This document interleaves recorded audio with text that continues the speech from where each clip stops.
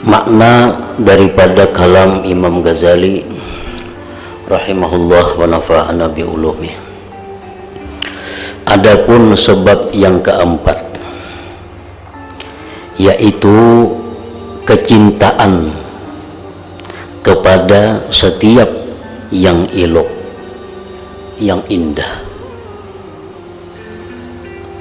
Setiap yang elok, setiap yang indah itu dicintai karena keelokannya itu sendiri, tidak karena keuntungan lain yang dapat diperoleh daripadanya keelokan di belakang, artinya selain mengetahui keelokan.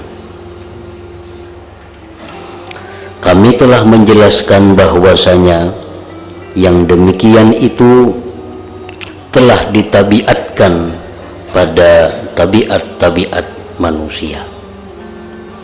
Allah Subhanahu wa ta'ala telah menciptakan tabiat manusia bahwa cinta, suka kepada setiap yang indah, walaupun keindahan itu tidak memberikan keuntungan apa-apa kepada dirinya, tetap manusia itu pasti cinta kepada keindahan, kecantikan, keelokan. Karena yang demikian sudah ditabiatkan di dalam diri setiap manusia. Dan sesungguhnya keelokan, keindahan itu terbagi kepada keelokan rupa zahir. Indah, elok itu ada yang zahir, yang dapat diketahui dengan mata kepala, dan kepada keelokan, keindahan rupa batin yang dapat diketahui dengan mata hati dan cahaya mata hati.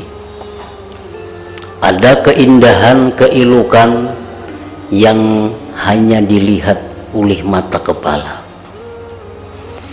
itu disebut keindahan yang zahir. Ada pula keindahan-keindahan yang hanya didapat dengan mata hati, itu disebut keindahan yang batin. Yang pertama, keindahan-keindahan yang zahir dapat diketahui oleh anak-anak kecil dan binatang. Artinya yang elok, yang indah, yang cantik rupa itu kanak-kanak bisa melihat, binatang bisa melihat bahwa itu adalah indah, bahwa itu adalah cantik.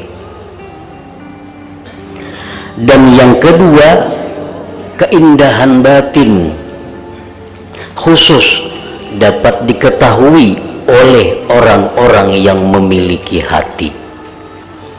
Nah, keindahan-keindahan batin itu binatang kada bisa melihat.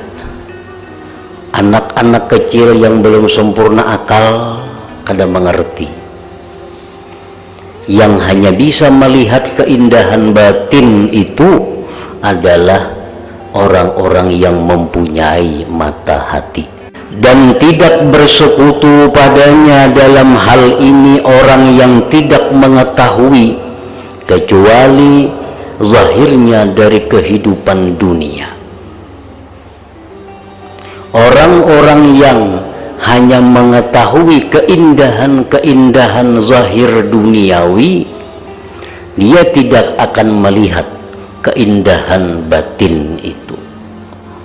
Orang-orang yang pikirannya selalu dipenuhi pikiran-pikiran duniawi, dia hanya bisa melihat keindahan zahir. Sama seperti anak kecil, seperti binatang.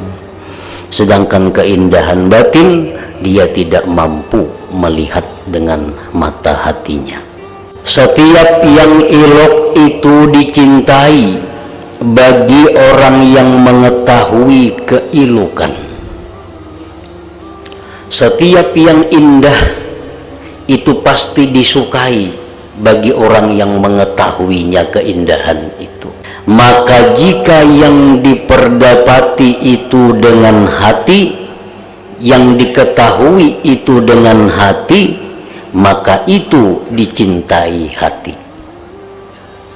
Seperti rupa-rupa indah yang batin itu hanya dapat diketahui dengan hati, maka jadilah rupa-rupa indah yang batin itu dicintai oleh hati.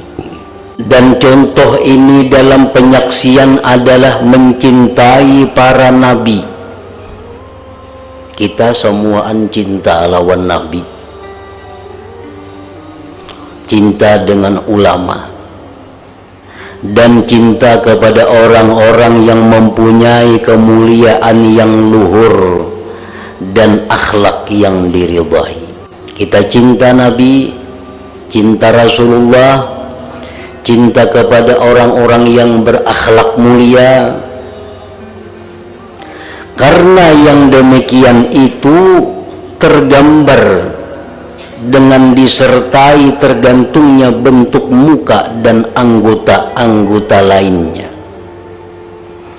Itulah yang dimaksudkan dengan baiknya bentuk rupa batin. Kita mencintai Nabi padahal kita kada pernah melihat Nabi. Kita mencintai Imam Syafi'i, kita kada pernah melihat Imam Syafi'i. Kita mencintai orang-orang saleh dahulu, Imam Ghazali, Faqihul Muqaddam, dan lain-lainnya. Kita cinta kepada mereka, kita kada pernah melihat mereka. Kenapa kita cinta kepada mereka?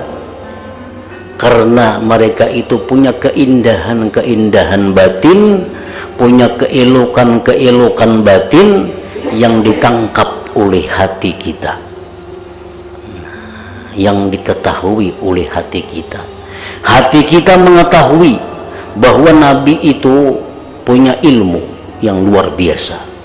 Hati kita mengetahui bahwa Nabi itu punya kemampuan yang luar biasa. Lalu hati kita jatuh cinta dengan Nabi. Padahal kemampuan Nabi, ilmu Nabi itu merupakan keelokan batin yang kada bisa dilihat dengan mata kepala, hanya disaksikan dengan mata hati seseorang. Itulah yang dimaksudkan dengan baiknya bentuk rupa batin itu.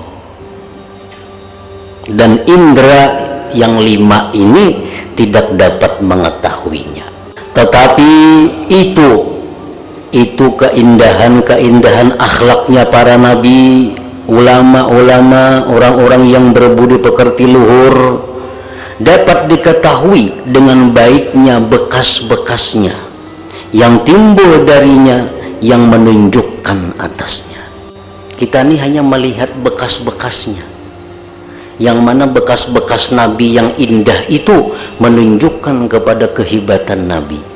Sehingga apabila hati kita menunjukkan kepadanya, niscaya hati cenderung kepadanya, kemudian hati itu mencintainya. Maka siapa yang mencintai Rasulullah sallallahu alaihi wasallam atau mencintai Abu Bakar Siddiq radhiyallahu anhu, atau mencintai Imam Syafi'i rahmatullah alaih, maka ia tidak mencintai mereka melainkan karena bagusnya apa yang terlihat baginya daripada mereka. Yang demikian itu tidak karena bagus bentuk mereka dan tidak karena bagus perbuatan mereka. Kita mencintai Nabi, Abu Bakar Siddiq, Imam Syafi'i, kita cinta kepada mereka itu, beliau itu, bukan karena ketampanannya, bukan karena baiknya bentuk tubuh mereka. Jelas sudah, kita mencintai mereka bukan karena keelokan ketampanannya, karena kita kada pernah bertemu, kada pernah melihat. Dan kita pun mencintai mereka itu bukan karena perbuatannya, sebab perbuatannya pun kita kada pernah melihat juga. Akan tetapi bagusnya perbuatan mereka para nabi, Imam Syafi'i, Abu Bakar Siddiq dan lain-lain itu, bagusnya perbuatan mereka itu menunjukkan kepada bagusnya sifat-sifat yang menjadi tempat timbulnya perbuatan-perbuatan tersebut. Karena perbuatan-perbuatan itu adalah bekas yang timbul daripada sifat-sifat tersebut, dan yang menunjukkan perbuatan itu kepadanya sifat tadi. Kalau orang itu pandai berceramah, kalau orang itu pandai dalam menerangkan satu hukum, orang itu pandai berpidato, pasti itu menunjukkan kehebatan sifat ilmu yang ada pada dirinya. Nah, pasti itu menunjukkan kepada hebatnya sifat ilmu yang ada pada diri orang itu. Nah, sifat ilmu yang ada dalam diri orang itu kada bisa kita lihat dengan mata kepala, hanya bisa kita jangkau dengan mata hati kita. Itulah ilmu yang disebut keelokan, keindahan yang batin.